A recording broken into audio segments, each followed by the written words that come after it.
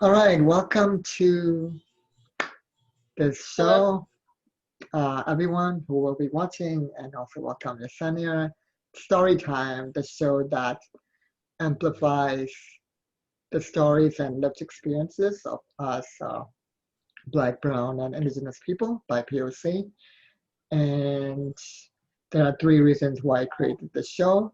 The, the first reason is just to take back the narrative, take back control of the narrative from whiteness and help us escape the echo chamber of whiteness and actually amplify the lived experiences and stories of BIPOC.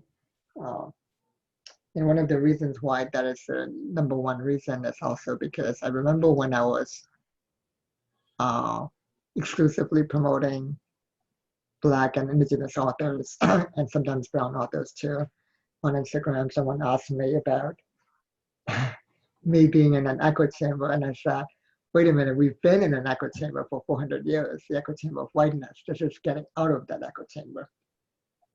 So that's the first reason. And the second reason is that in the industry that I'm in, which is the field that I'm in, which is the coaching industry, the consulting industry, the spiritual healing industries, in those spaces, it's also very whitewashed, and there's a tendency to gaslight and victim blame and do spiritual bypassing of impact. And there's a tendency to emphasize intention over impact when in reality, impact is greater than intention. And so my whole thing is, yes, we can have a thick skin and we're all independent, but we're also interdependent. So I want to amplify the stories of how we impact each other to recenter the idea that we do impact each other, we do influence each other, and we do in fact even change each other. So that's the second reason. And the third reason for the show is storytelling itself, whether it be fictional storytelling or telling true stories of our lived experiences. Story, according to the latest neuroscience research, is not how we escape reality, but actually how we navigate reality. Mm. And that's why it's called story time. Mm. Yeah. I love that. Thank you. You're welcome. And again, our guest is Jessennya. Welcome to the show. Hello. So now we'll be introducing Jessennya. Do you go by Jessennya or Priyata? Jessenya. Jessennya. Okay. Yeah. Is it with a Y or a J? Like It's with a J. I said Jessennya? Yeah. Mm-hmm. Okay. All right. Thank you. All righty. So as I mentioned to you earlier, I'll be introducing you in a very anti-capitalist way. And I will officially post the official bio on my Instagram later. But what I'll do now is instead of reading a bio full of achievements and status and titles and things like that, I want to introduce you more as a beloved member of the community. I want to focus on how we met, how we're connected, how we impact each other. So how we met is at More Better Mondays, which is hosted by Frosty, who is also a beloved member of the community. And it's More Better Mondays is this place for community conversations, conversations like this, but on a community level and in person, because especially on Facebook and Instagram, things that are typed, we can't read body language and things like that. So we need a space for community, which is why we have More Better Mondays. And Jessennya came to actually do a fundraiser, I believe, for the refugees at the border, south of the border here with Mexico. And I really appreciated that. That was a very thoughtful, kind, generous thing to do. And I supported that as well. And then I think we talked, I don't think we talked the first time, I think we talked the second time you came to More Better. And we were talking about, you asked me a question about how to be more open. And I talked about sky gazing as a way to be more open. And I also talked about the importance of balancing them with having proper boundaries and things like that. and even from that interaction, I could see that you know, as a personality and as a character, right, you are very open to learning new things, which is really great. So you were actually already kind of an open person, right? Yeah, and then later on, so that's, you know, how you initially impacted me as well. And then later on, you were on a podcast about your graduate school experiences, and I loved it so much. I actually listened twice in a row because I couldn't hear enough of hearing you speak. Because yeah, you had a really amazing way of putting things, and I'm telling you that you have such a beautiful mind. Thank you. That means so much. Yeah, so this is my official welcome to the show, Jessenya. Yeah. Yes, it's really good to be here again. I just want to thank you for inviting me and just seeing me. That's really important for me to feel seen. And I really think that you're one of those people who know, or not know, but like who are able to see people. And so I appreciate that, and I do value you as an individual. I think you're such an important person. So just, yeah, thank you for inviting me to this space, and I feel very honored to be here. All righty. Yeah. Yeah, if you also want to talk about add anything to how we're connected, or maybe how I impact you, we can start with that too. Okay.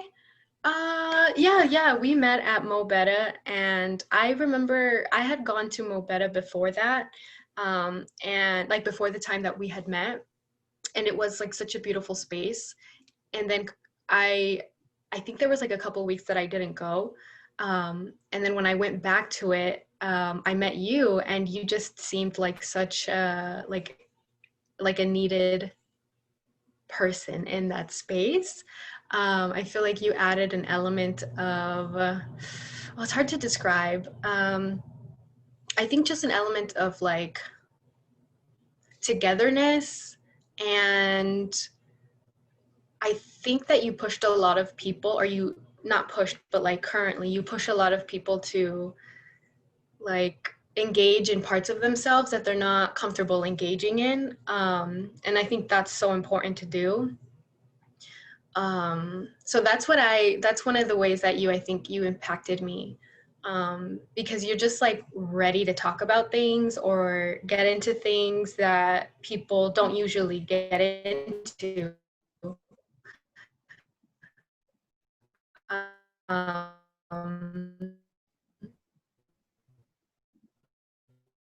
but they're things that are so powerful. I'm freezing a little bit, but yeah, I hope you got that.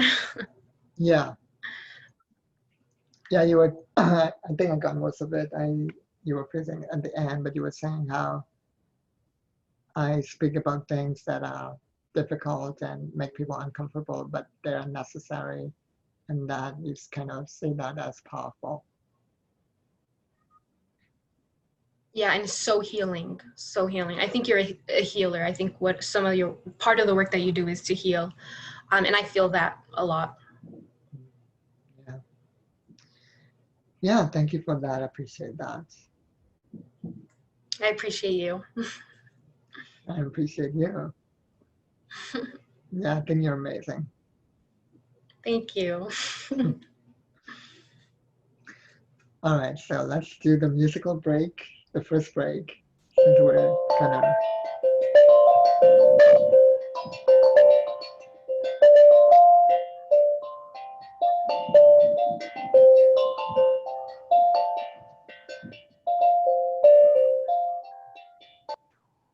All right, so let's start with the first question, and really the second question is kind of embedded in the first, and so if we don't have time for the second, that's fine actually. So it's basically,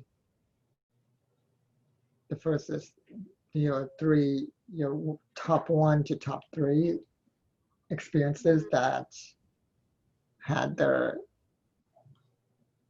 most impact on your life, like your top most memorable experiences.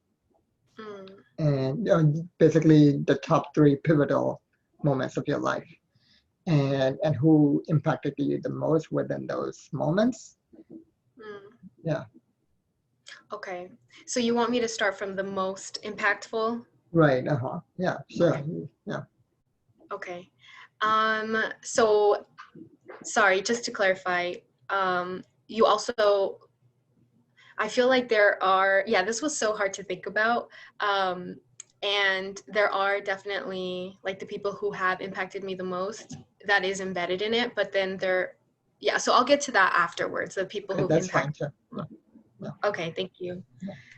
But okay, yeah, so like I said, this was really hard to do, but I wanted to go with like my instinct.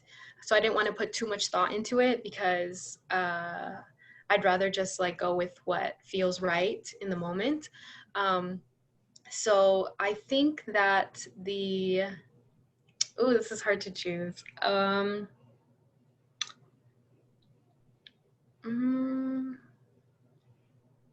Yeah, so the most impactful was, as you have already heard about, my going to grad school was the most impactful, I think. And it wasn't necessarily like a specific moment of like, being on the plane to go there. It was more just probably like that first semester and just overall what it represented for me. Like my life completely changed 100%. Literally from like my physical life to my spiritual and emotional life completely changed. I moved to another state for grad school, and my family is not the kind of family to do stuff like that. So I was like student um, and first generation, or I guess like second generation, like my parents are immigrants. So they were super proud and they supported me. But at the same time, it was something that was just like so new in my family and my friends and the people around me that it was really difficult because I didn't know what to expect. I had learned about what to expect, but it's not the same experiencing it. And once I got there, because it was so new, I didn't realize how everything was affecting me because I was just experiencing it for the first time and I didn't really have time to process things. So I didn't do well my first semester. I almost got like on probation and like I failed one of my first really, really, really, really important exams. There's only 2 exams in the entire program, and I failed the first one. And that was like all within the first year. And I didn't realize how, like, that I wasn't doing well academically because I wasn't doing well spiritually and emotionally. Like looking back at it, I can realize all of that. But at the time, I was just like, this is so difficult. Like this school's hard, and I like only now I realize how close I was to like being kicked out or like dropping out. And I didn't tell my family anything because first of all, I didn't feel like I could tell them because they would worry or they just didn't know what to say. And I also felt like I needed to support myself because I had moved out like when I was 18 and this was 21 when I went to grad school. So I just felt like I had to just like handle it on my own and be strong. And it really was like my downfall. And I needed to like definitely change.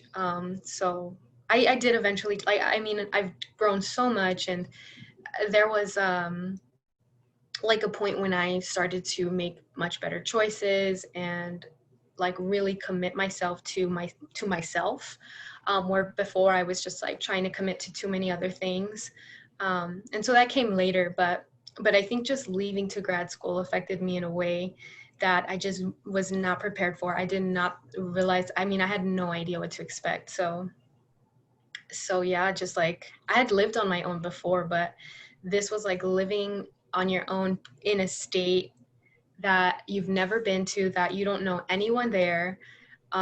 It's racist as fuck. Can I curse? Yeah. Yeah, it's racist as fuck. Like It's in constantly. Illinois, right? Illinois. Yes, in Illinois. And Illinois is like one of the like more liberal states in the Midwest. And it Mm, is still so racist. So just like I developed a lot of like trauma being there because I developed a lot of anger and resentment, and I lost a lot of hope because I was like constantly experiencing microaggressions to a mhm, point where like people would tell me like you're always so negative, and I know that was also a microaggression, them like dismissing my feelings, but it was very evident in the way that I experienced life during that time that I was not happy. And I would have professors, like faculty, tell me like your face, you look upset, you always look like you're not engaged, or you don't like what I'm saying. And first of all, that's a microaggression because I have a white woman telling me that there's a problem with my face that makes her mm. uncomfortable. So that, first of all, was Wow. like, I was confused. Like, what? Like, what are you talking about? Like, that's just my natural face. I'm sorry, I'm not smiling for you. Like, I was so Mhm, confused. But like, just looking back at it now, I realized like I just was not happy that first year. mhm, And I didn't have my people at the time. I was like just learning. I don't think I had started learning yet. I think I was just still experiencing and like not able to like work with all of the shit that was happening. And it wasn't until like, after a year, like a year and a half, that I really started like being more mindful and trying to change the way that I was thinking, because it wasn't a positive way of thinking. Um, so yeah, and then kind of that goes with that, like my, I guess this also like goes with like somebody, one of the most important people who impacted my life is my grandpa, because he died that first year too. It was like that first semester not that he died, but that like I was learning that he had like cancer, and that it was not good, that it was like he was quickly deteriorating. So that hit me so hard. And I remember at the time I was like, it was my birthday when I got the phone call, and I was mm, like, like I was under the influence, and I was having like a good time with friends and family. I mean, with friends that eventually became family, but I was just like, at that moment, I remember like before I got the phone call, I was like, you know, being able to like be under the influence was my escape. And I was like really enjoying that because that's how I found joy at the time. And I don't regret it, and I don't condone it. I mean, I don't think that that's a bad thing. I think that like that's how I survived. So I don't regret that. But I just remember that when I got that phone call, I was like under the influence. So I didn't process it. I just like dug it down inside and was like, well, I'm just going to keep going. I'm just going to keep like having a good time, because like I literally cannot process this, that if I do start to process this, I will crumble. So I just like just like put that inside and was like, let me keep going. And it was, and that, like, because I dug it down inside, I slowly started to like just continue to not, um, like think about myself, like, why do I feel like this? What can I be doing better? Like, why am I doing so bad academically? Just yeah. So like, I went to a healer recently, and she told me that that was so difficult for me, or like one of the ways that that affected me was that I started to, like, after my grandpa died, I started to think that no one supported me, no one loved me unconditionally, because he was somebody who showed me what like true unconditional, very like sweet and very direct love feels like. And like my mom didn't really give that to me, and my dad really didn't either. So he was always so consistent in the way that he showed up for me, never judged me, always loved me, always held me, and I felt so supported by him. Basically, he raised me. He was basically my dad. I identify him more as a father than my actual father. So when he died, I was like, it like, and I subconsciously was like, oh, okay, I fully have to support myself now. No longer am I gonna like be held if I fall, or, I don't have anybody to really lean on, and I have to do it myself. So that's when I like stopped, like really didn't reach out, and it just got a lot worse. Until I started to like do the healing work that I needed to do. Like, like a year after that, I realized I wasn't happy anymore, and so like it changed when I started to like become more spiritual, really. But yeah, so my grandpa definitely like impacted my life, and like I'm very thankful for him, because I know that it's easier for me to accept love, and reach out for love when I need love because of him. And I'm so thankful for that. So yeah, I think that's how like grad school affected me in that way, but also in such positive ways now. So, but I think that's just like one of the ways that it it forced me to start really doing really important like shadow work, and healing that I don't think I would have really done if I didn't leave, or maybe it would have been different. So I'm thankful for the lows and like the difficulties that brought me to where I am now, to put it simply, I guess. Yeah, so that's, I think, the first, the So, most important. Yeah. so before we go into the second, let's do another musical break. Mm-hmm.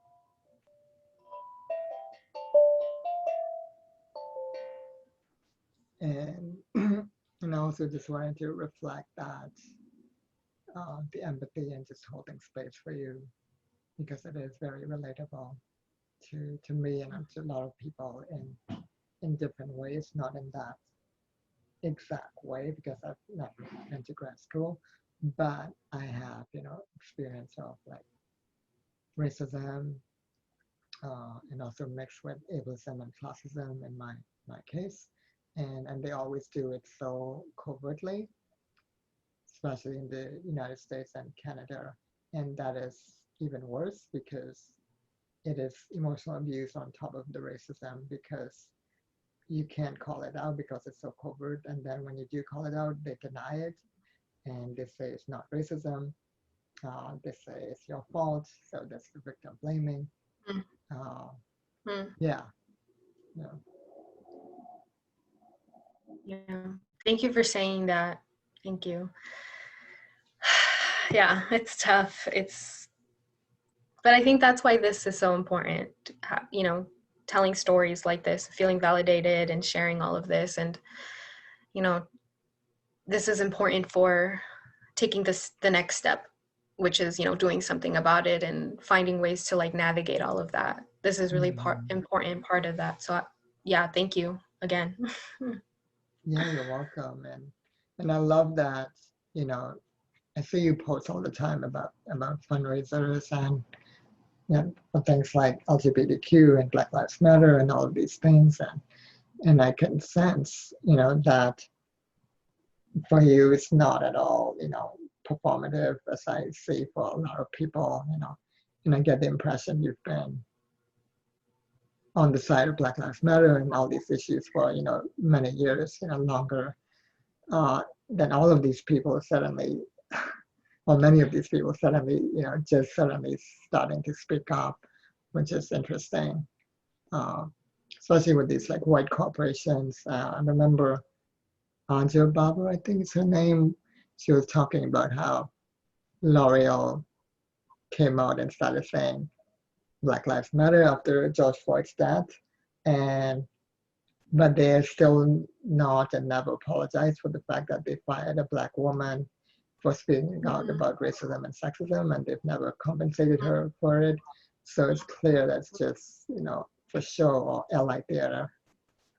Mm, yeah. Yeah, yeah, Yeah, exactly. Just like the facade of people hiring like or having like training, like diversity trainings and like pretending like they care because they have to at least pretend or hmm, they'll be like canceled. So it's just like this fake sympathy, and it's just like a trend really that's just being taken up, and it's really frustrating. I feel like there's something can come from it because at least more people are hmm, listening, but it can also be really damaging because then people think that this is how you create change, by just saying things, not really doing anything and understanding why it needs to happen and understanding like the structures are like right. causing all of this harm. Um, so yeah, it's so complex and contradictory, but yeah, corporation. I mean, representation does matter, but Mhm, that's the very least. You're not mhm, gonna get a pat on the back if you like start representing people of color and indigenous and mhm, Black people. Like, no, that's the very least. mhm. Yeah, Yeah. yeah. In fact, we've talked about racism in a university setting in one of my group calls. So for the last 6 months, or at least 5 months, I've been running every Sunday without missing a single one. Group calls called Indigenous Roots and Meetings, and where I think you're frozen. I hope you can still hear me. So yeah, it's just a safe space for Black, Brown, and Indigenous people just to talk about these kinds of things in a group setting, online and more private. We're back. Hi. Yeah. So I was just talking about the Indigenous roots and meetings that I've been holding space for for us, Mm, Black, Brown, Indigenous people every Sunday for the last 6 months. And mm, it's like this, but just more private and in more people in the room. And one of the things that were brought up is racism in a university setting. And this particular person who works as a professor, actually, this person of color, and she was talking about the covert racism she experiences in Canada. In Canada, it's even more covert than here in the United States.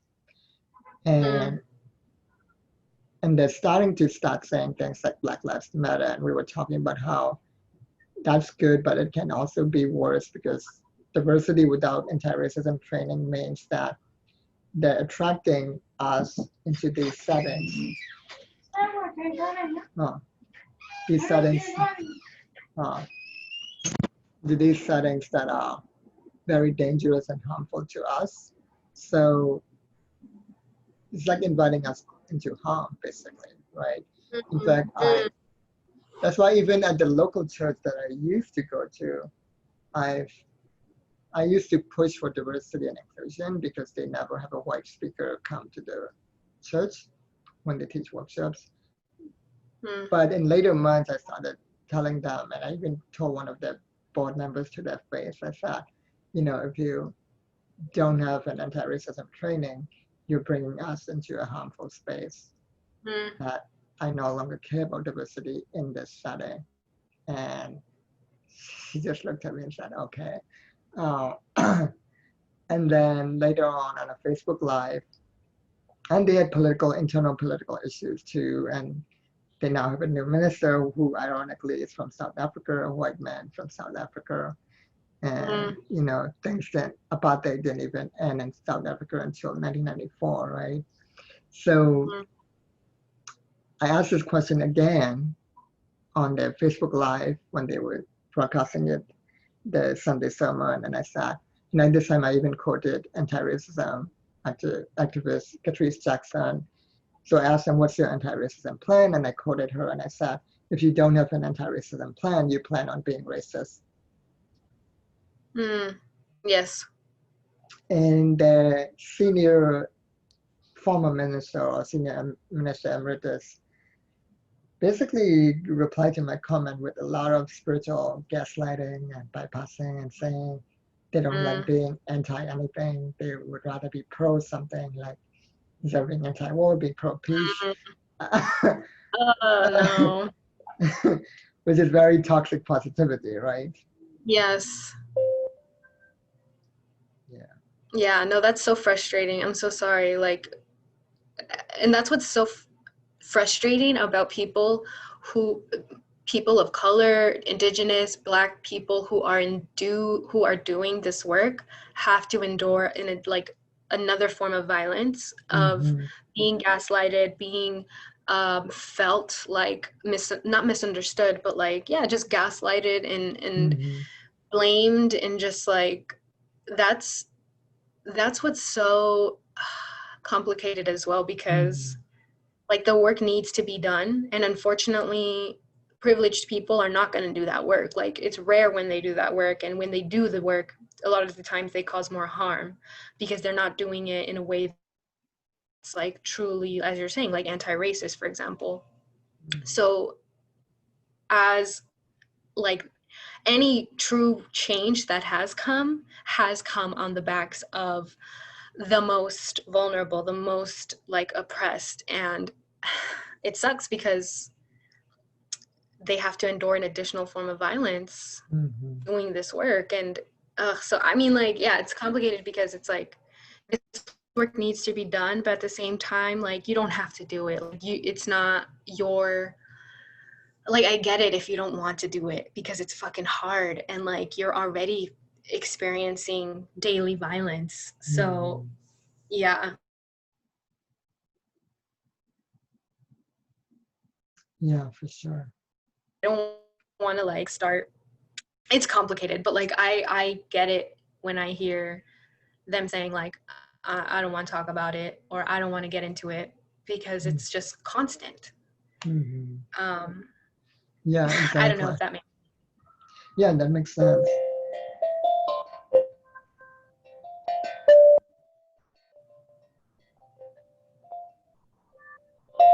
So the next thing I'm gonna say, and then we can go into your second pivotal moment, since we're on a roll about this church. And there is a trigger warning, which is sexual assault. So, yeah. so this was a church where I basically experienced, since I'm short, like I'm like 5 foot tall, although that's no excuse either.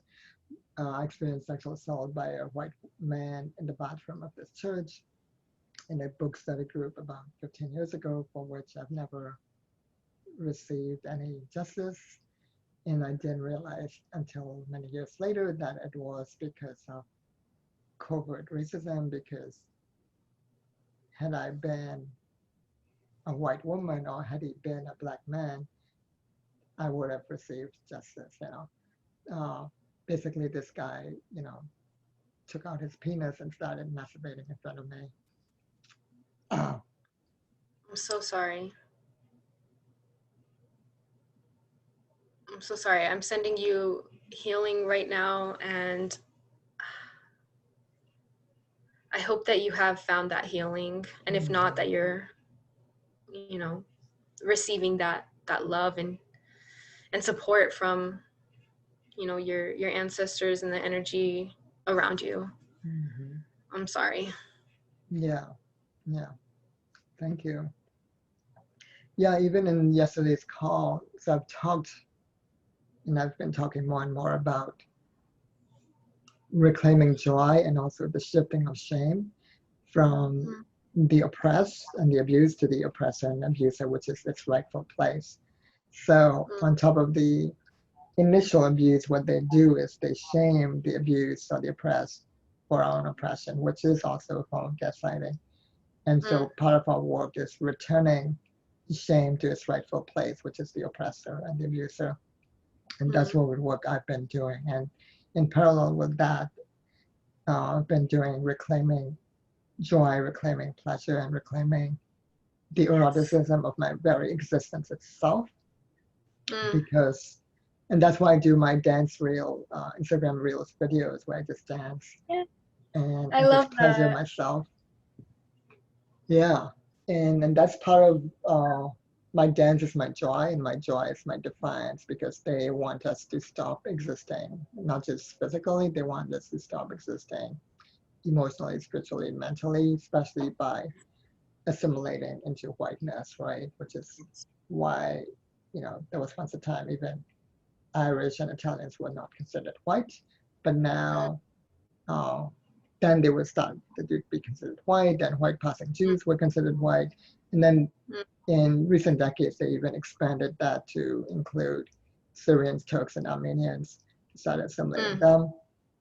mm, And, and one of the ways they do the assimilation is to simultaneously demonize us and also exotify us. I call it the false mm, binary of demonization and exotification, where either mm. we're these evil monsters and thugs and savages and etc., or we're Yeah. these magical fairies who can do no wrong, who are perfect beings with no flaws, which is why we're not allowed to be to be imperfect.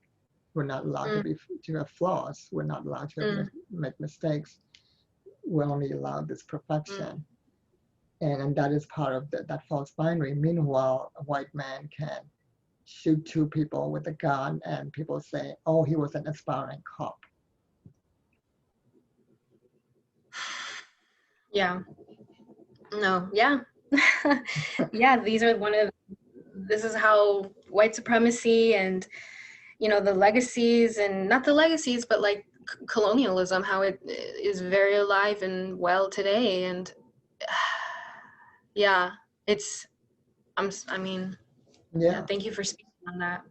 yeah, you're allowed to have flaws and to be imperfect, like you mentioned in your first story about drinking or being under the influence as a way to cope, and even during that time you might have hurt some people, you might have yelled at people, and all of that is part of you being a full human being and having flaws, making mistakes, and you are Yeah. fully allowed. You should be fully allowed, but the system doesn't. And so it's an act of defiance to even say to Mm, yourself, it's okay that you made these mistakes, you had these flaws, or even any current flaws you have.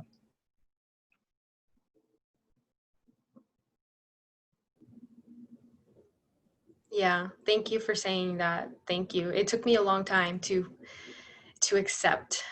I think myself. I'm very self-critical. So being able to say like I I don't regret that, and I know, I mean, I've healed from so much of that, and all of that happened because I was going through a lot of trauma. So yeah, and also yeah, it's difficult growing up in a family that's like very like growing up around like respectability politics, just like always being kind of shamed for being like too much or like different or whatever. Like I definitely agree with you, like being able to assert yourself as like being too much, or um like yeah, I guess just to put it simply, being different is very, very important and powerful. Mhm. um yeah. Yeah, we're either too much or Thank you. not enough for them. So just fuck that. Mm, yeah. uh, um, yeah. So what's your second pivotal moment? Or do you want to talk also about like how you heal some of this and some of the methods you use for healing? That might be helpful for people too. Yeah. Sure. There's so much to talk about with that. I think I'll keep it short. Uh, I think one of the beginning most powerful things, not the beginning, but like one of the first things I started to do, um, one of the first things was creating boundaries was something that was so important for me. I was with a partner at the time, and there were no boundaries. Um, I was just completely codependent, and he was codependent on me.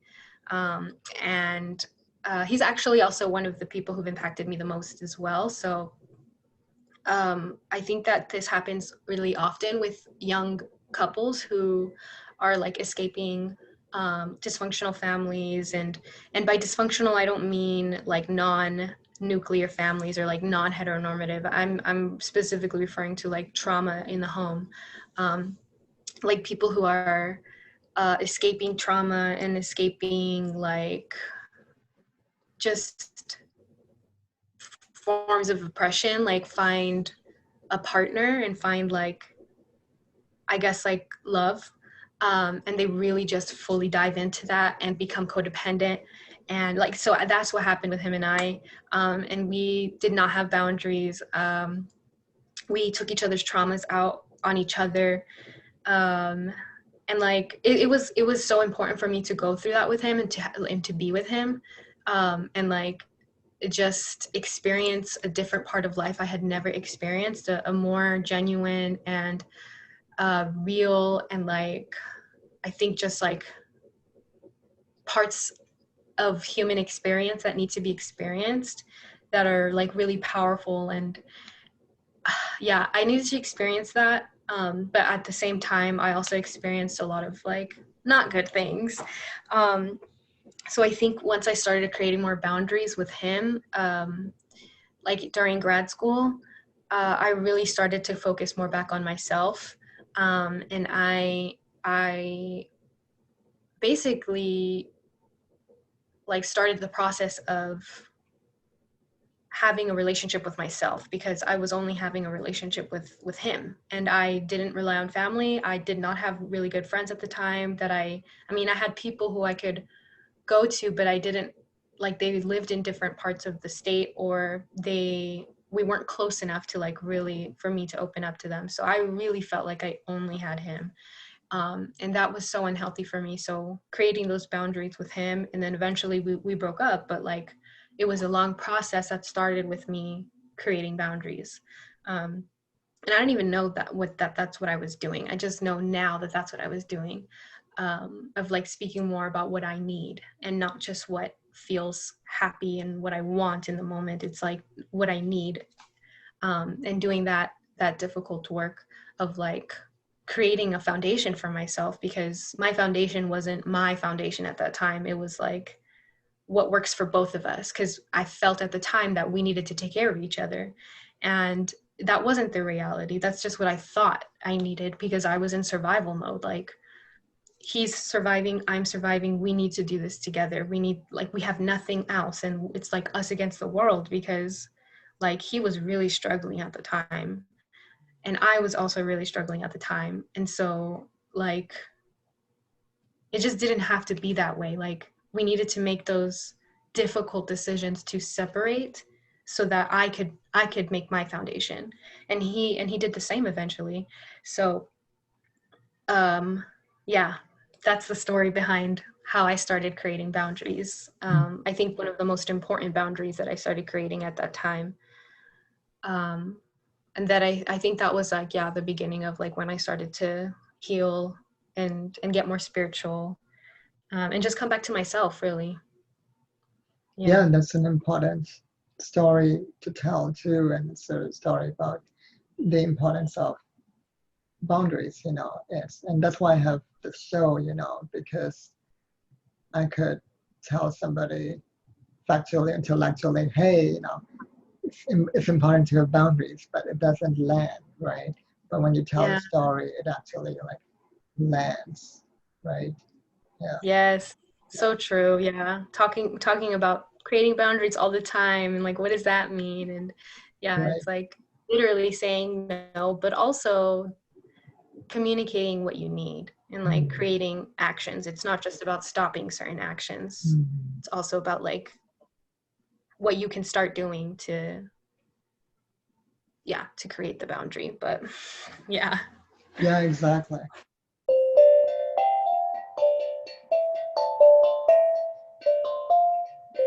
And also speaking of codependency, I'm reminded of a recent news article which talks about how at least here in the United States, there's apparently a growing movement of even married couples living in separate houses, or even in the same house but in separate bedrooms. Mm. And in my response as an indigenous Asian person, it's like, this is nothing new. I'm pretty sure that my great-great-grandparents did the same thing, that they had separate bedrooms. That's how it used to be. It's only with their colonization and the concept of westernization and the Mm. nuclear family that we now have this Yes. concept of people living in the same bedroom. And the problem with that, one of the biggest challenges, speaking of boundaries and codependency, is it makes consent, especially the consent conversation, a little bit more difficult, right? Which is not surprising because I learned a few years ago when I was looking at the history that even in the United States, that marital rape was actually legal as recently as 1993. Mm. And I was so I did not shocked. know it was 1993. What the hell? Yeah, it was legal. In Mm. fact, there was a loophole that made it legal in Washington State as recently as 2013. Yeah. Oh, fuck. That's so fucked up. Yeah. Like, it's just so, like, I'm not surprised, but I'm also just so, like, angry. Mm-hmm. Ugh. Yeah. Yeah.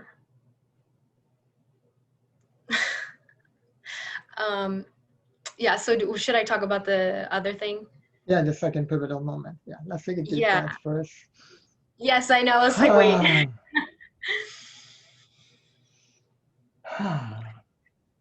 Yeah.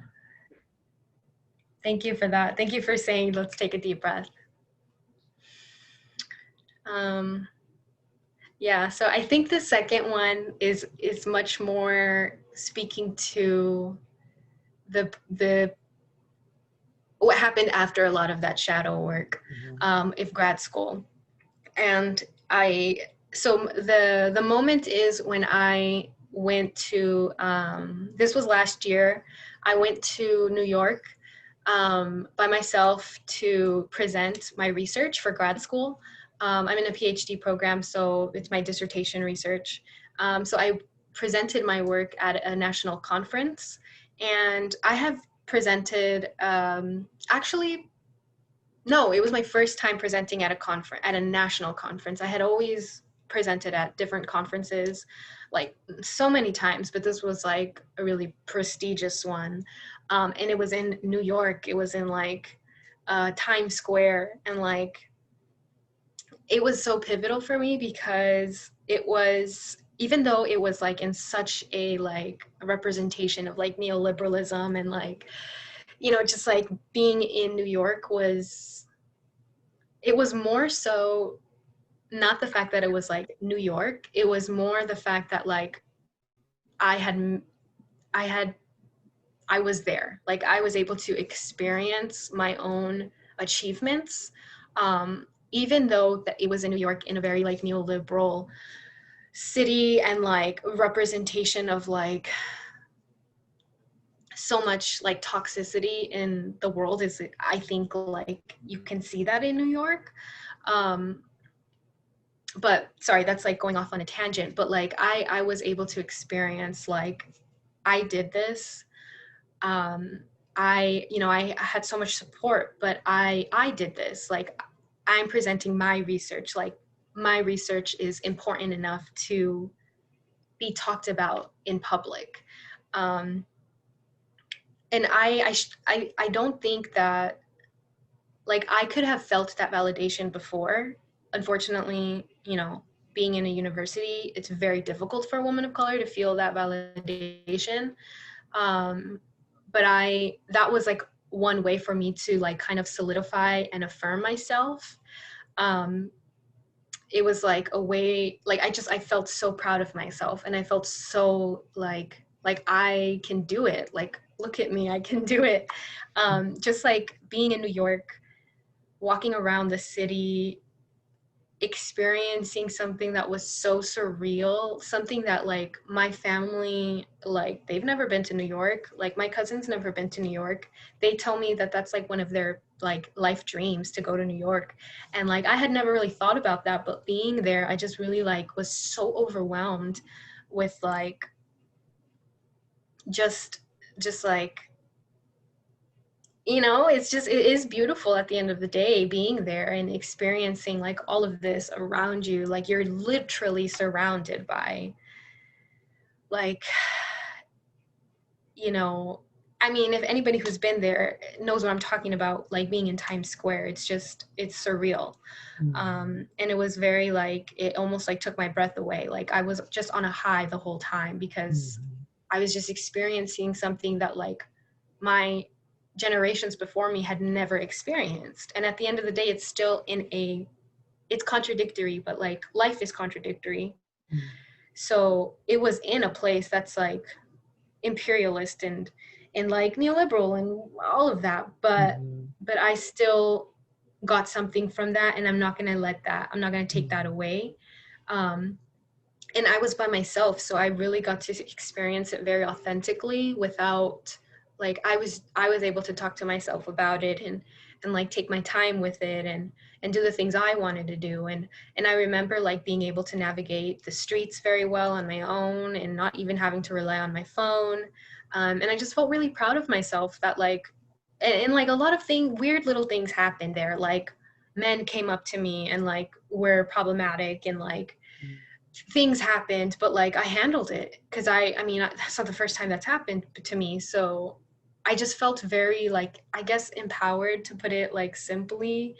And that's something that I didn't know I was going to experience. I was like, yeah, I'm going to go by myself because this is what people do. And I'm going to present and, you know, I didn't really think a lot about it. I was excited, but I didn't really know that I was going to feel so like proud of myself. And feeling proud of like my work and like my time in grad school is, it's like very rare for grad students in general, like especially women of color, you know, like trans, like queer people of color in grad school. This is rare. So feeling accomplished, like I was accomplished, and I was like, and I am doing things that are, sorry,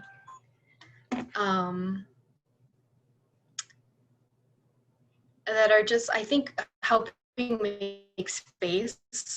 I think one of my goals is just to help make space for other people in the academy. And it's so problematic. The academy is so problematic, and it's a violent institution, 100%. Like, I'm not going to deny that. But I think that there's power in having people like me in the academy, on numerous like levels. That there's power to it, and it's a complicated thing. But at the end of the day, I do know that it's part of my responsibility to create space for other people like me in the academy. So I think that like I was just kind of able to feel a lot of that, and feeling so much of the violence of the academy was like just being able to experience like the joy and like the just like incredible experience was something that I just really hold on to. And again, I did it on my, like I was there by myself, which is just like not really ideal, you know, it can be dangerous. But I handled it. Like I felt so badass. I basically felt so badass. And I'm proud of that. Yeah, I felt badass. Yeah. So that's the yeah.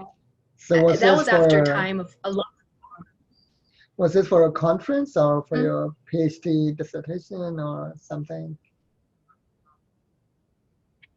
It was, so I presented some of my dissertation work at a conference an academic conference. Okay. That's very, very important for my field. Oh, okay. Yeah. That makes sense. Yeah. Yeah. Cool. Yeah. Wait, what's your field? It's sociology? Oh, Yes. awesome. Yeah. Yeah. So that came a lot after a lot of the that work, that self work that I was working on of grad school.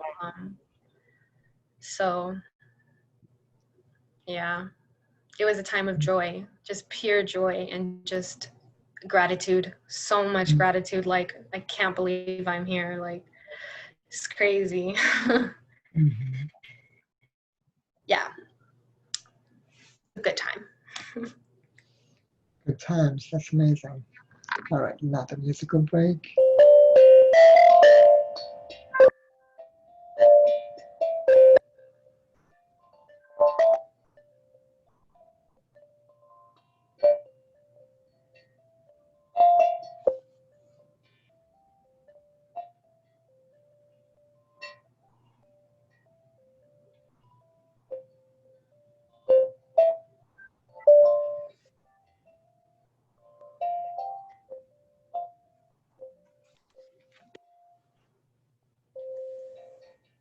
I'm glad I came up with this idea because the musical breaks are also very grounding and soothing, especially when we're talking about heavy topics. Yes, that's so true. Yeah, I'm very thankful for these breaks. And yeah, it's hard to remember to take a break. So Yeah. that's a great idea. Mm-hmm. Thank you. Yeah. Yeah, and congrats on the conference and being on that. And you're almost done with your PhD dissertation too, right?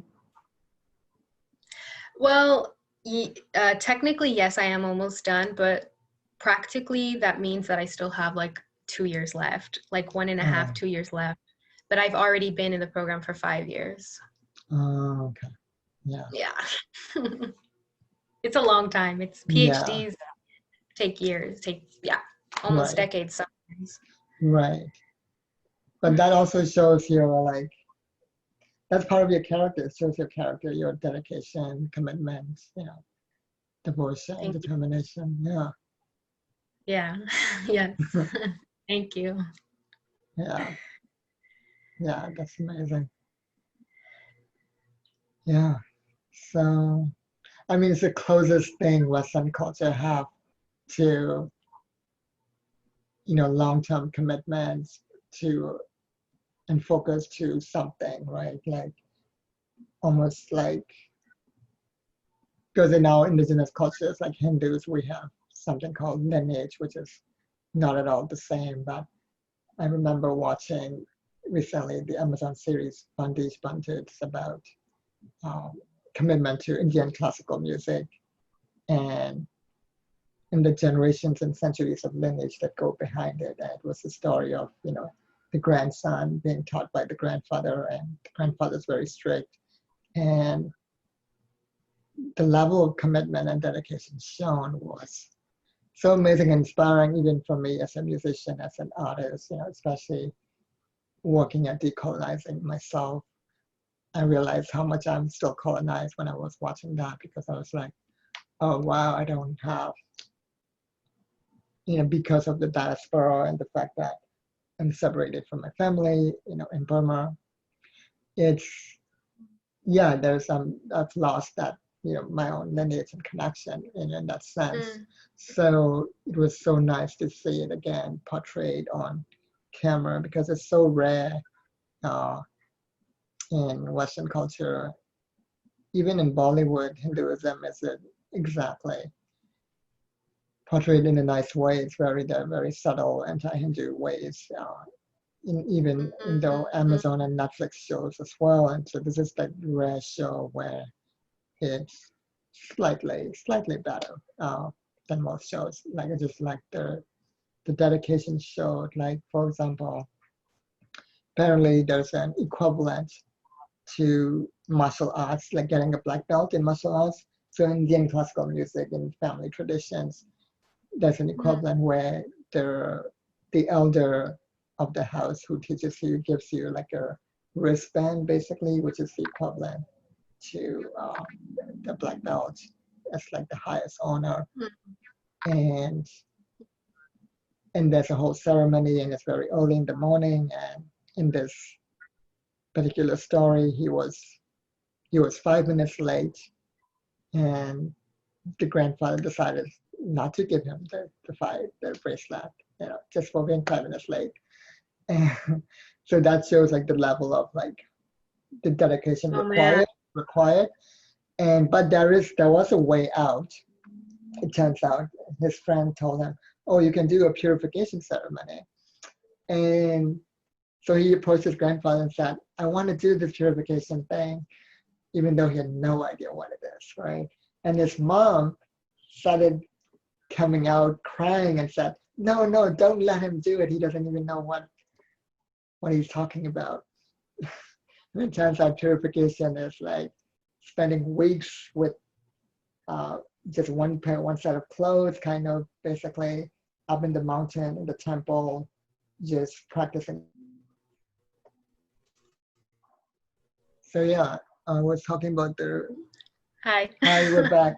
So purification thing, a way of getting back your black belt. And you can't have any money. You have to beg for food as part of the purification to get your food. They go into like a monk basically. And then, but even at the end of that, in order to really get this black belt equivalent, this wristband, there's a 24-hour. You basically have to sing for 3 hours straight in 7 sets of 3 hours each. And you only get basically like a 3-hour break. And you can choose that break in any way you want. So the key is to take the breaks properly so that you don't get tired. So he started taking like half an hour breaks in between the 3 hours. So it's basically singing straight for 24 hours. And if you accomplish that, then you get your wristband. I was like, oh my God, that is incredible devotion to an art form. That's incredible dedication. Yeah. Yeah. That takes like so much like skill to be able to do something like that, of like connecting like physical to the mind and the spirit like all at once, to be able to like, do something so difficult. Yeah. So when you say That's that, amazing. Thank you for sharing that. I just learned something. Thank you. You're welcome. I didn't even know that myself until I watched that. I was like, that's amazing, So yeah, so when you say you've been at it for 5 years and you have 2 more years, like that, I admire that too, because that is rare in this world. It's incredible dedication, devotion. Yeah, thank you. Thank you. So what's your PhD dissertation topic on? What you're writing about or working on? Yeah, I'll put it briefly. I look at what I have like just called queer, feminist, Latinx communities in Greater Los Angeles, and basically how they use art and creative practices to create counter spaces or like alternative spaces that are specifically for them, as well as how they create forms of knowledge that are forms of resistance, they're forms of survival, they're forms of joy, basically forms of knowledge that help, or not help, but like lead to, creating a better future, to put it simply, a more, basically transcending is the word I use, transcending like their lives and their communities' lives, or their communities, like just their communities. To put it simply, that's kind of what I'm looking at, but there's like so many different parts to that, but yeah, that's what I look at, if that makes sense. Yeah, kind of what I'm doing for BIPOC with the spaces I'm creating as well, but it's not for Yes. queer queer people are included in that, but it's not exclusively for queer people. But yeah, I'm creating these counter spaces too. Like, yes, I agree with you 100%. I definitely think that you are. It's so powerful. I appreciate you for that. Yeah. Thank you for asking. That's awesome. Yeah. So you were talking about the third pivotal moment. Yeah, I think the third pivotal moment is something that I more recently found out, or like kind of have come to see as a pivotal moment. Because I don't think at the time it was something that was like really powerful. I think maybe the moment is more of a representation or like a microcosm of something much, much bigger. And I think for me, what it is like, so the moment is when I basically like had a conversation with my partner at the time that I was like bisexual. And it was like the first time that I had said it out loud that I was like queer. And I was older, and I had always like been different when it came to like my sexuality, or at least I thought I was different. I was told I was different, and I was made to feel that it was different. And I was very like, I grew up in a very conservative, not conservative, but traditional Catholic home, where like members of my family were queer, but they hid that part of themselves, and we all just pretended that that wasn't a thing.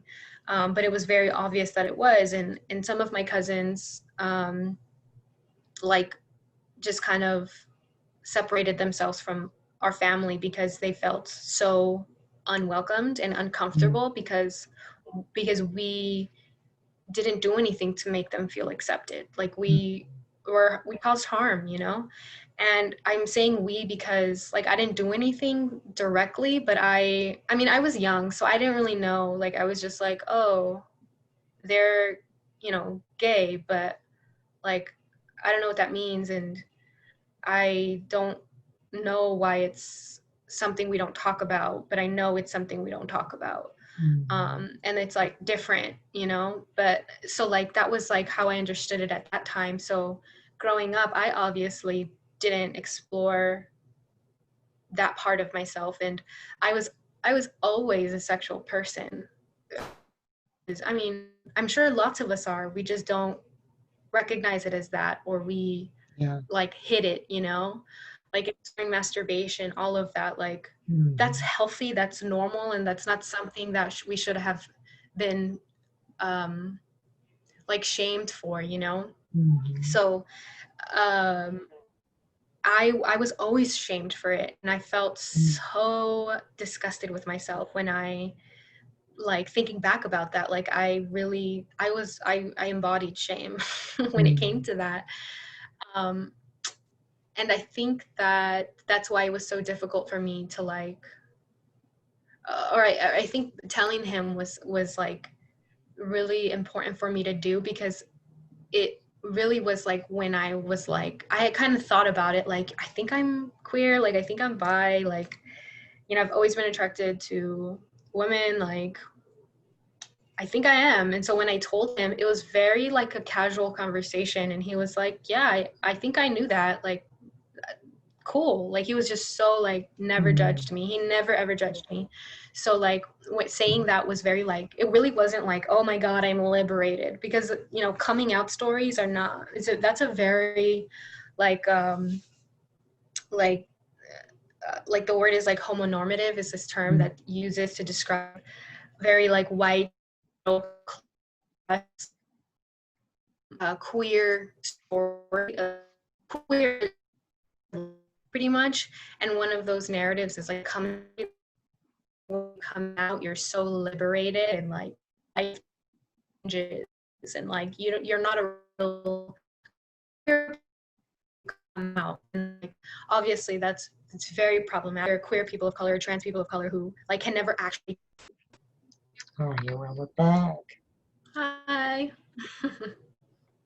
I was trying to say if it works better if I change positions. Maybe if I change rooms.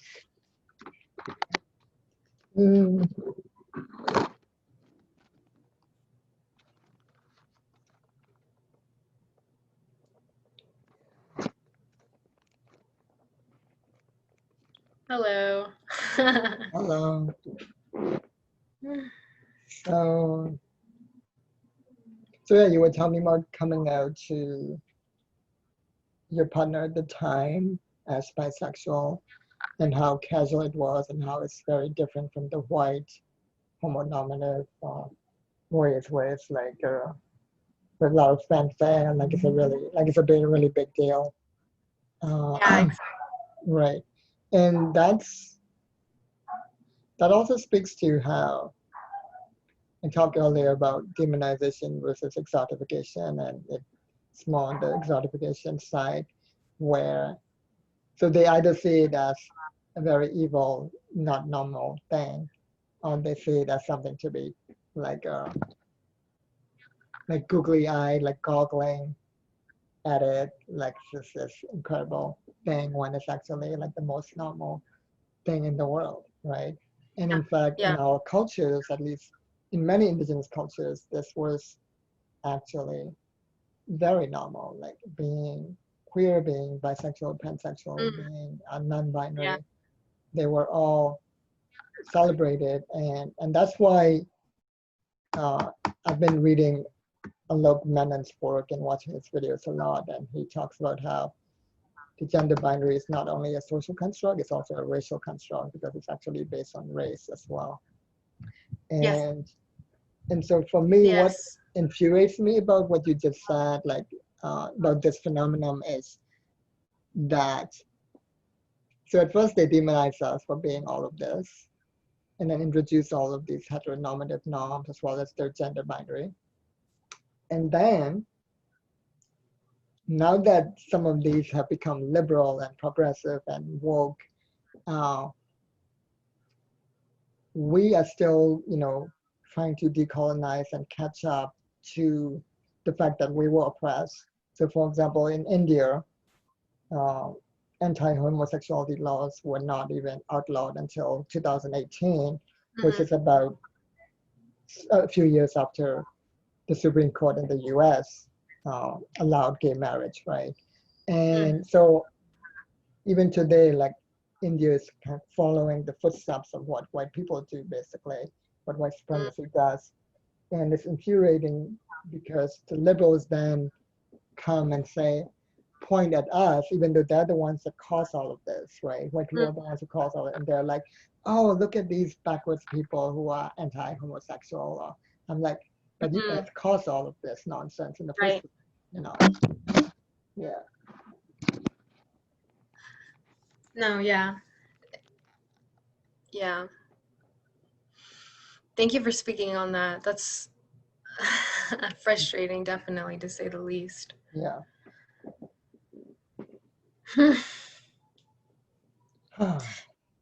Yeah. Yeah, so I think that that moment was I like from what you said, I think like jumping off of that, I think that's why now I'm still dealing with a lot of these like issues in my own family of like my family doesn't know that I'm bisexual Mm, still.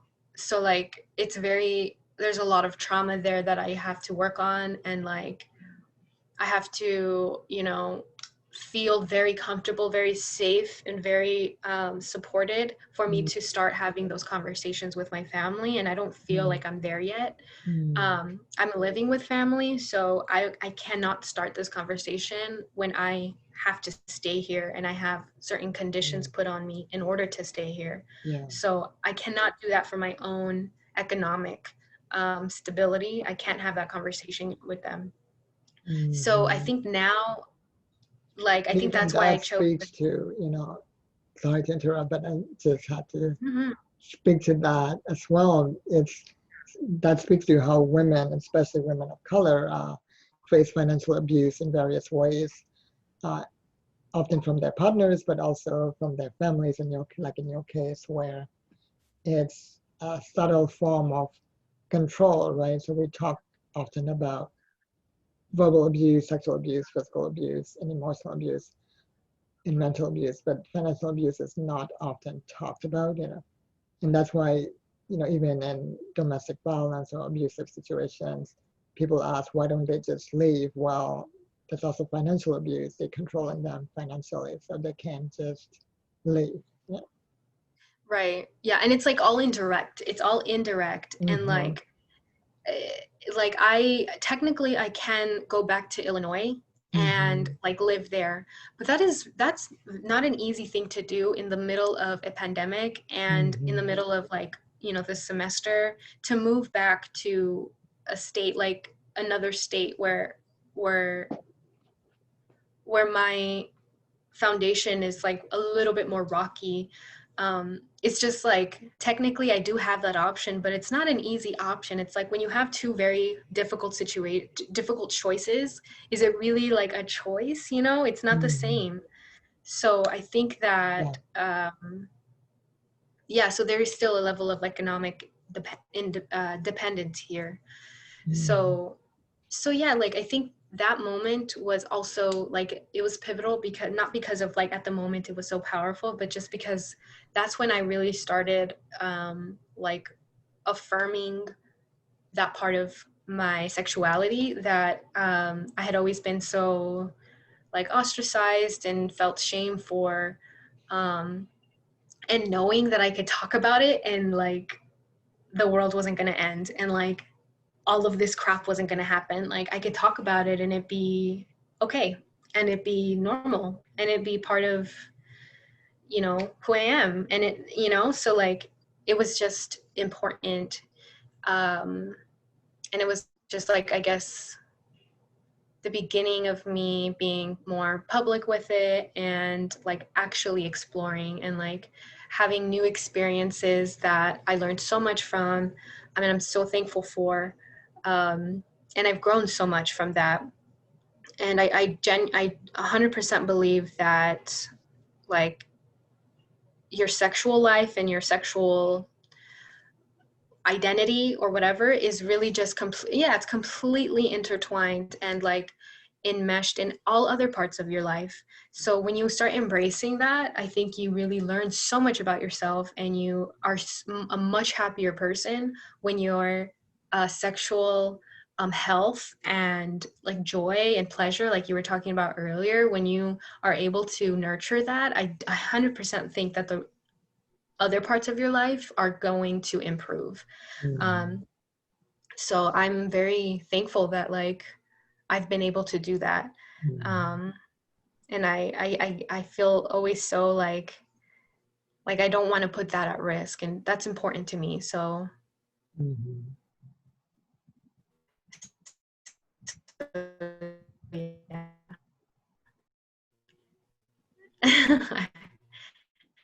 Yeah. Yeah, that's why that moment was important.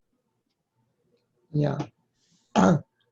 You were freezing at the end. You were saying, I heard you say that's why that moment was important, but I didn't hear what you said before that. Um, just that I think no, just that was just basically my point. That Oh, okay. yeah, yeah, Yeah.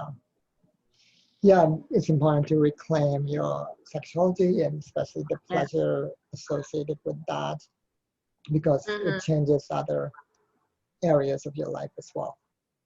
Yeah, and this is something that I've been able to really learn and affirm from like like generations of queer and trans women of color before me. Like this is not coming from like my head, like Mm-hmm. this is very much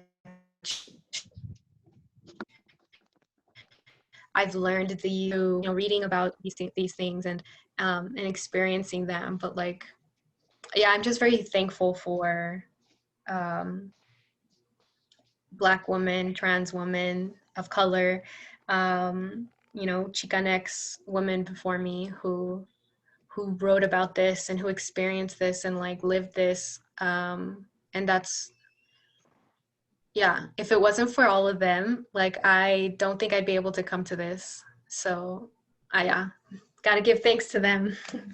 Yeah, for sure. So let's dive into that a little bit before we wrap up. You said embracing your pleasure and sexuality has changed other areas of your life as well. So what areas and what's the connection? Like how did it change these other areas? Yeah, that's such a good question. It's such a complex answer. I think that to me, like sexuality and pleasure comes from a place that is so connected to your soul. And I guess like that like authentic self that like people always talk about, like what's your authentic self.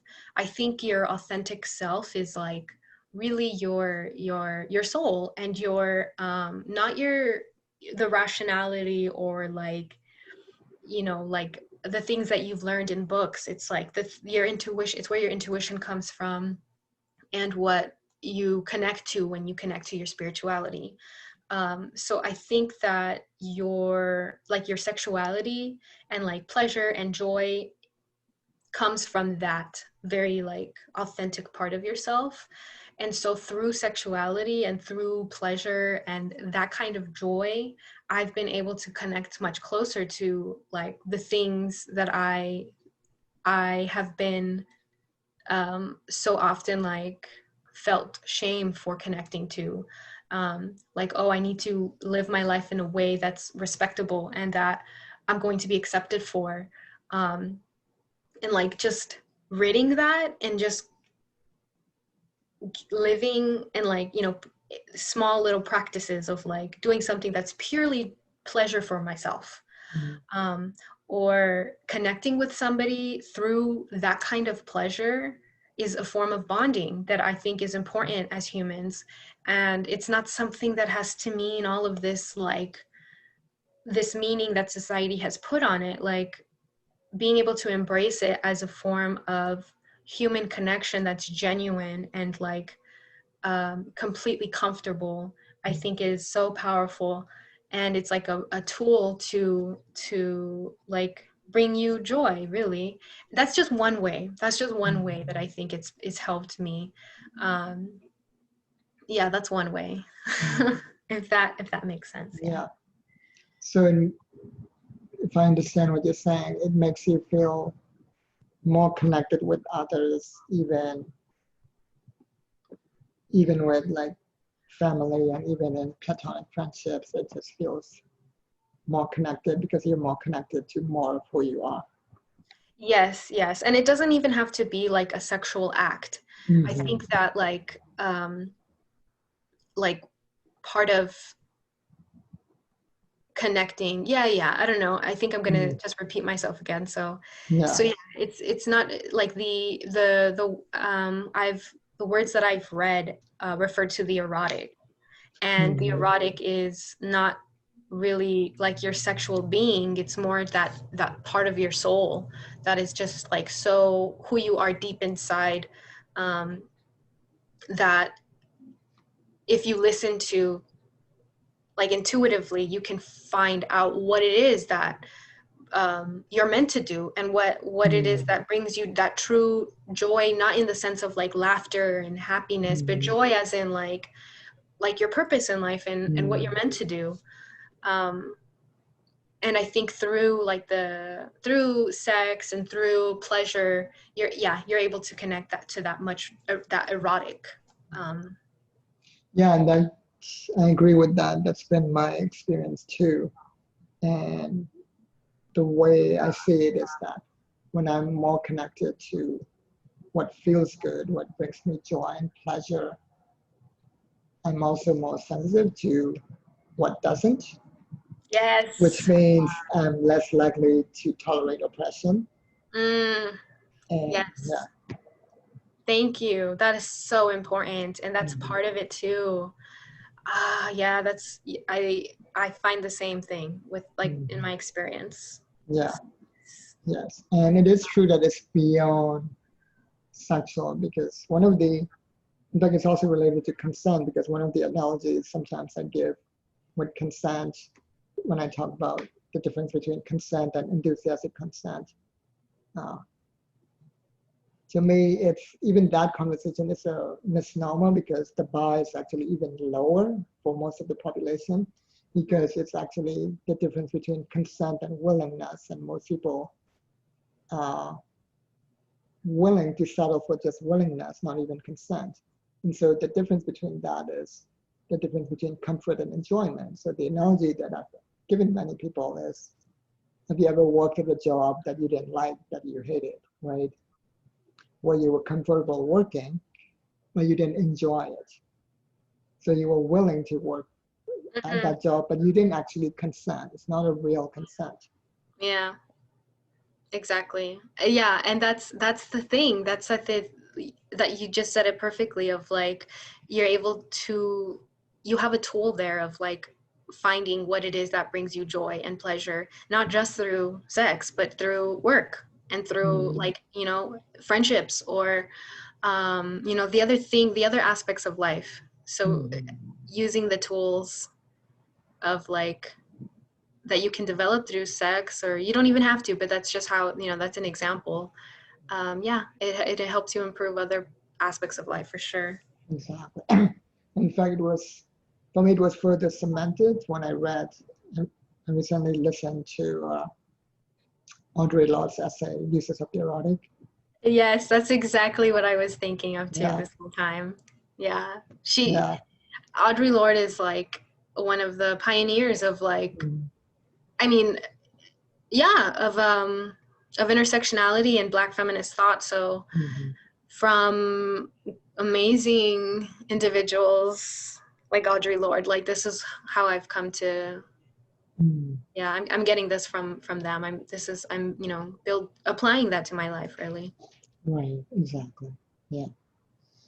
So that's great. So anybody watching this, we both highly recommend you read Yes. or listen to the essay because it's also available for free on YouTube. If you want to listen, but don't just listen for free. Like you can also donate to the Audre Lorde Project after you listen. That's a way of economic justice as well. So that brings me to the wrap-up question, right? Which I always ask guests, which is like, what's a fictional story you've read or heard that you recommend? Wow, that's a good question. Okay, fictional story that I've heard or read. Okay. um, does this include like movies? Sure, yeah. That's a difficult one because I think that I don't really watch a lot of like movies or shows that I guess I don't really watch a lot of movies and shows, so I have to really think about this. And I definitely don't read a lot of fiction.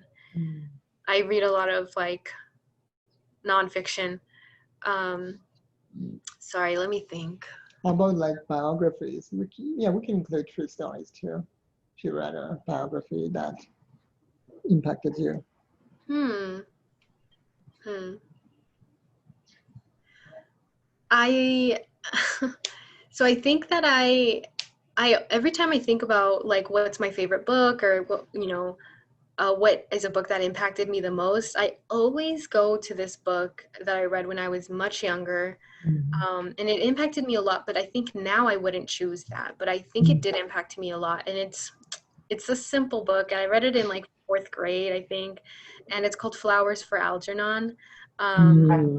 Yeah, and it's a, you know, it's a story that I think has been like retold in different ways. And there's I so think much. there's a movie on it, right? Yeah. It is. It's also a movie.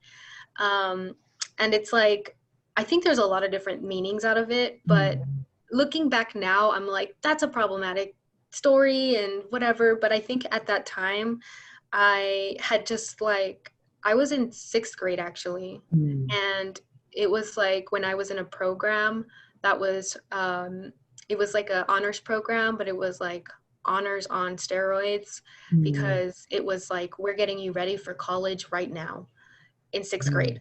So it was like really difficult, but I was like learning so much. Like, you know, public school system is complete garbage, and in where I grew up, like it was very, very much garbage.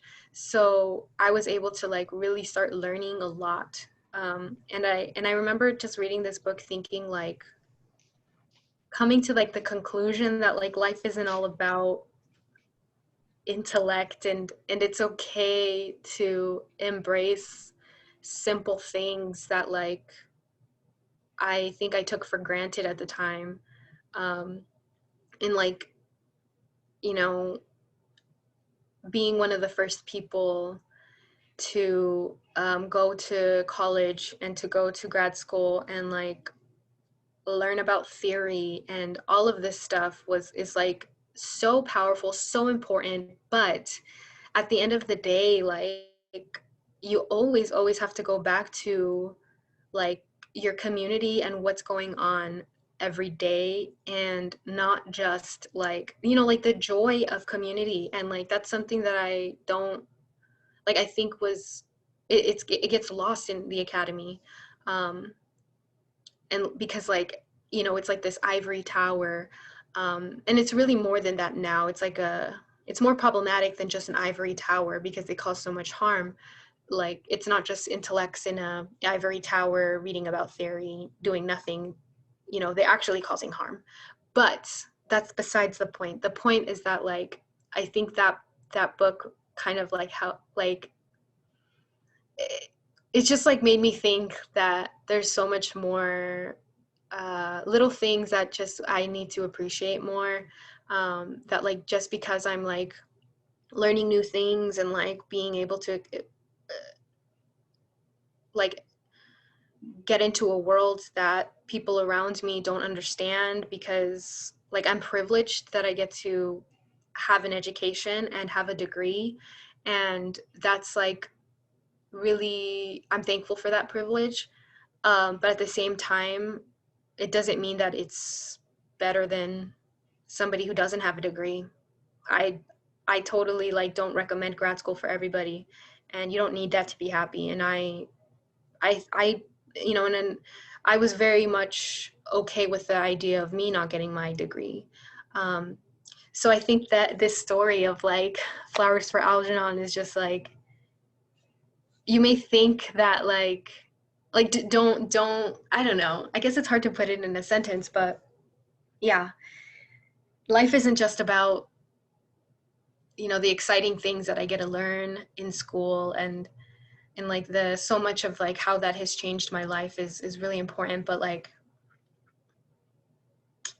where I come from and like my community, inside and outside of the academy is really, and my community outside of the academy is something that I just want to always engage with, like for the rest of my life, really.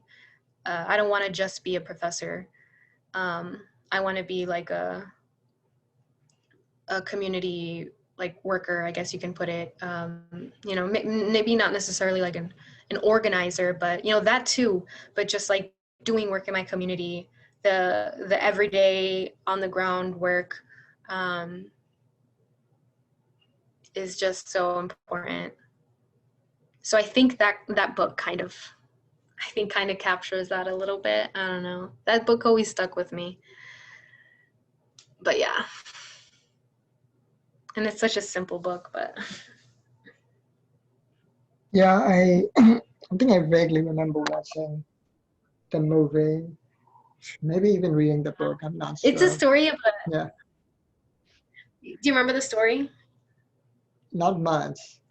It's, I It's think, basically, is it about somebody who lost their eyesight or something? no, so the story is a person who is, they are, they have a mental disability. I don't know what it is. They don't, I don't think they really say it, but it's told from a first-hand account. It's like their, it's his journal, and the storyline is basically like he is just, you know, like he's an adult. He takes night classes, and then he eventually gets chosen for a study where they create a pill that basically makes you really smart. And so he's the subject, and they give this pill to a mouse rat. And so the study is studying the mouse rat, and it's studying him. And of course, Oh, I with remember now, yeah. yeah, and so Yeah. him and the mouse rat like go through, or the lab rat go through this experience together, and eventually it's obviously the effects of the pill are much more quicker with the lab rat. So he sees what's going to happen to him through the lab rat. Mm. But they both become super intelligent. They surpass what was expected, but the side effects are actually killing them. So it's either continue to live the rest of your life in a shorter way that's going to kill you, but you're going to be super smart, or stop taking the pill and you'll live the rest of your life without having this like intellect. And so it's just like this, like it goes back, like, and when he becomes really intelligent, he also loses so much joy, and he loses love, and he becomes like so narcissistic, and like, hedonist, I think is the word. And so it ends with him. I think it was they forced him to stop taking it or something. It doesn't really say it in the book, but he stops taking it, and he goes back to the life that he lived before, and he doesn't. I don't even think he remembers what all of that experience. But yeah, that's the storyline and for me, I just was like, wow, Mm-hmm. it's okay to just like enjoy simple things. And I think that's what I took from it, because at the time I was like learning so much, and in a program that like was very much like for college and like something different, and like, you're going to go to college and your parents didn't go to college, and you're going to, and I was just like really excited at that. But then this kind of just made me think a little bit about that. And yeah. Yeah, I think it might even have helped you be mentally prepared for college and um, not have such an attachment to intellect or intelligence in that sense.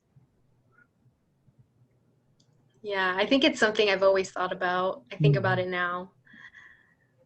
Yeah.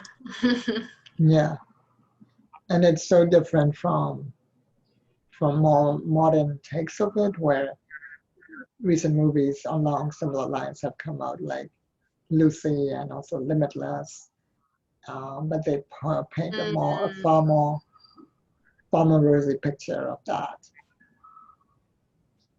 Yeah, good point. Hmm. Mm. Yeah, have you seen those movies?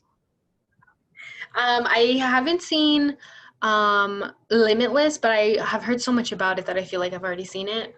Right, yeah.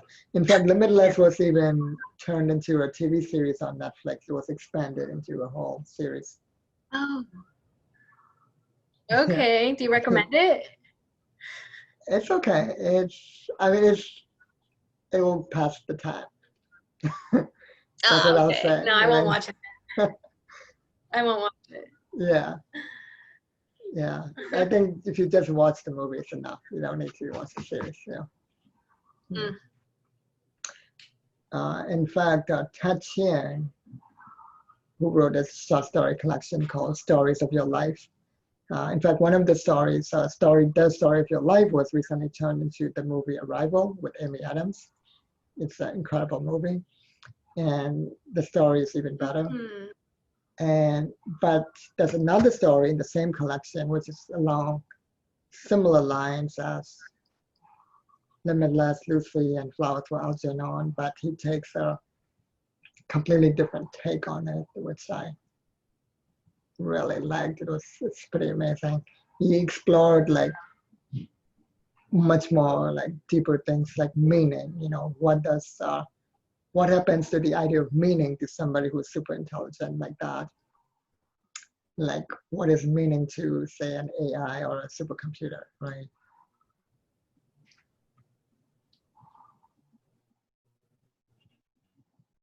Oh, my ear froze. How did I freeze?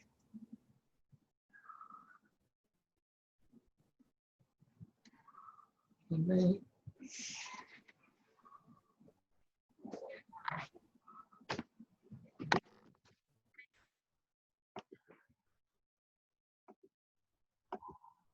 Hey, we're back.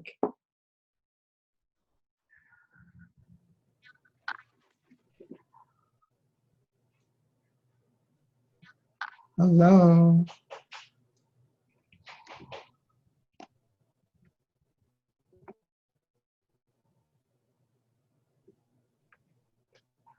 I see you. Wait, I see like a blank screen. Do you hear me? Ooh, I can't really hear you. Oh. Oh, now I see you. Can you see me? Okay. I can see you. It's a little, it has a lag, but I can see you and hear you. Oh, good. Yeah. So this is the book I was talking about. It's called The Stories of Your Life. Ted Chiang. Yeah. And Oh, Chiang. yeah, that's him. And it's the second story in the book. It's called Understand. And it's actually about two characters. So it's a little different from even all three of the stories we mentioned, Limitless, Lucy, and Flowers, because it actually explores two characters who become super intelligent, but they end up taking very different approaches to very different responses to what happens to them, and like almost like completely opposite responses. And I think they end up fighting in the end, and it's a very interesting ending. Yeah, that sounds Yeah, really good. I'm gonna write that down. yeah. So as far as who impacted you, I think we did kind of address that. So your grandfather, your grandfather, your partner at the time, they impacted you in various ways. Especially with your partner, it was both negative and positive. With the positive, it was about accepting you as a bisexual. The negative was the codependency. But overall, you learned something even from that, which is basically what not to do, right? And also to hold boundaries. No. Yes, yes, exactly. Yeah, there was just, it was just my mom that was the other person. Mm. Um, but yeah. Your mom impacted you too, and she's still around, right? Yeah, yeah. Yeah. Yes, my mom is. I have such a complicated relationship with her. Mm. Um, and I think it's interesting that the other people I mentioned were both men. Oh yeah. um, but like so many women have impacted me in such beautiful ways. But Mm. I think yeah, out of all of the women, really my mom has impacted me the most Mm. in negative ways and in positive ways, indirectly in positive ways, I think. Mm. Um, but yeah, yeah. I mean, she is another person. I could talk about it if you like, or if we can end it here, whatever Yeah. you feel. Yeah. Let's talk about it, and then we can wrap it up. Yeah. So, what Yeah. ways she impacted you? I think that I think that a lot of my trauma came from my mom. Mm. Um, and I know I've through my education and through moving away, I've been able to heal a lot and understand that she was because she had experienced so much trauma, she pushed it, like it affected us. Mm. Um, and that's generational trauma. It's really what it was. And she was always a woman who was super stigmatized and like seen as like not a good mom, not a good woman, not a good wife, because she always worked. And in my family, all of the men worked and the woman stayed at Mm. home. And so she was like one of the very few, one of my big, very, very big family who did that, who worked. And I think that because she hadn't seen a good example of a woman, not a good example, but like it was just very difficult for her to manage the stress of having to work, but also having to do all of the work from home. My dad was not really there very much. So my mom really was doing it all, in a sense. She was doing it all. And my dad worked a lot, so he contributed financially, but like my mom also contributed financially and had to raise us. So it was really hard for her. She did the best she could, but she caused a lot of harm, just to put it simply. Um, and I think that on the one hand, it was very traumatic growing up. Um, but on the other hand, I got to see a woman who, despite all of the bullshit and despite constantly being talked down to, still um, demanded her wants and still wanted to create a life that was different. And for her, that meant always working because she didn't want to just stay at home. She wanted more. Not more as if the others just less, but she wanted something else as well. And at the end of the day, that did take away from the kind of mom she was. And she was, I could go on, I could talk about the trauma that it caused, but I don't need to. The point is that, yeah, that sounds like an inspiring role model in that sense. So like no wonder you became like you're like the first to go to college or the first to do a PhD in your family. yeah. Yeah. Yeah. Yeah. So I think that like, now that I like, when I started to detach from her and like see her as her own person and not as the mom who like was always angry, always yelling, always, emotional and physical abuse, like I was able to detach myself and like see her for more than just her role as a mom. And so I think I just sympathized with her more and was able to like just see her as just as a person. And I think that after that, I was able to like recognize why I'm so like strong and like independent. And I'll tell you if I'm not happy. And that's how it affected me. Like with my sister, for example, it didn't affect her like that, but for me, that's how it affected me. That's one of the ways. So yeah, like she affected me in hard ways at first. But I think with the privilege of being able to go into grad school and learn and like have so many other people support me, I've been able to see her as something more than the trauma. That's amazing. And it actually reminds me of a recent movie that I watched, and it's a true story. It's called, it's a biopic. It's called Shakuntala Devi. And she was an Indian mathematician and a total genius. And it portrays intergenerational trauma between mothers and daughters through several generations. And it's from the perspective of Shakuntala's daughter. And so Shakuntala, her entire life was about rebelling against her mom and what she did. And then her own daughter, her life also became about rebelling against her own mom.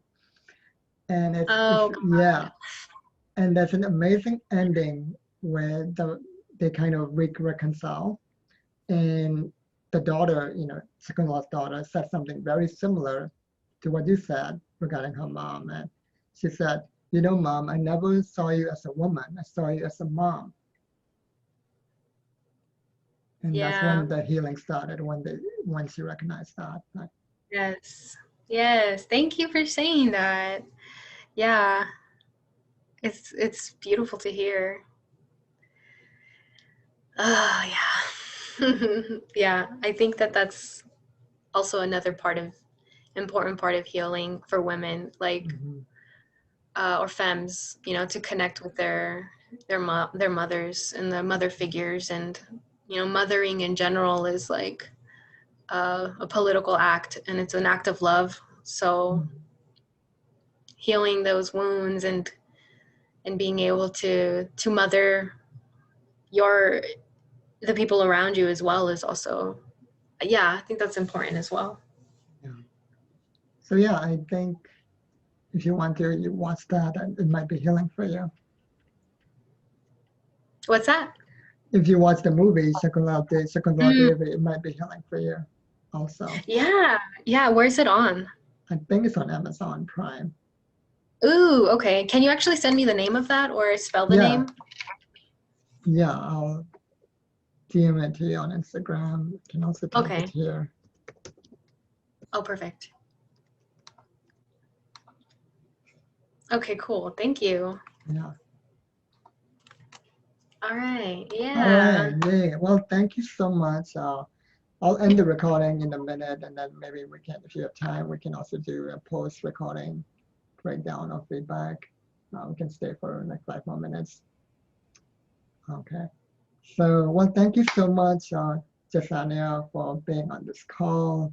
It's been a pleasure. It's been wonderful learning about you and going into the depths of your story for the last 2 hours. That's yeah, I see more of your character, your personality, your dedications, and yeah, like I said before, I think you're great and you're amazing. Thank you so much. I think that you're such a good, like being able to do this is not, like, I think you make this process very easy, and I felt very listened to and heard, and I thank you for that. This experience was great. Thank you for doing this in general. I'm so excited to see you keep doing this.